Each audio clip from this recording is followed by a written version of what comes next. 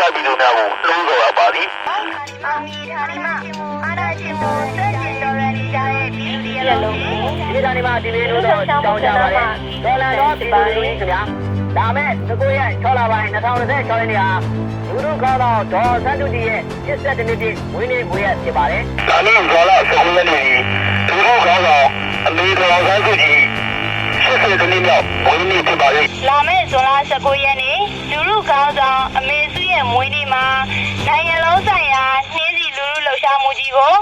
လဲနေလျောင်မြေဆောင်မကျန်းလှုပ်ရှားဆောင်ရွက်ကြမှာဖြစ်ပါတယ်။ဒီအတွက်ကြောင့်လူတိုင်းမိမိတို့လက်လန်းမီယာနှင်းစီပန်းတို့မဟုတ်မန်းတပွင့်စီအစ်စ်တင်ထားကြပါ။ခရီးတင်မှာပန်းစင်မှာအွန်လိုင်းမှာပုံတင်မှာ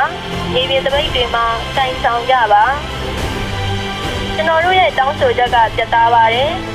အဓိကအနေနဲ့ဒေါ်စန်းတူတီတက်ရှိချေရာရှိနေကြောင်းသက်သေပြပေးပါဒေါ်စန်းတူတီပါဝင်နိုင်ငံရေးချင်းသားအလုံးချိုးချမရှိလူပေးအဓမ္မစစ်မှုထမ်းဥပဒေကိုဖျက်သိမ်းပေးဒါရီဟာကျွန်တော်တို့ပြည်သူလူထုရဲ့ဆန္ဒဖြစ်တယ်ပြည်သူပေါင်းလည်းပူးပေါင်းပါဝင်ပေးကြမယ်လို့အကျွမ်းမဲ့ယုံကြည်ပါတယ် ဒီလှုပ်ရှားမှုကိုပြည်သူလူထုတရက်လုံး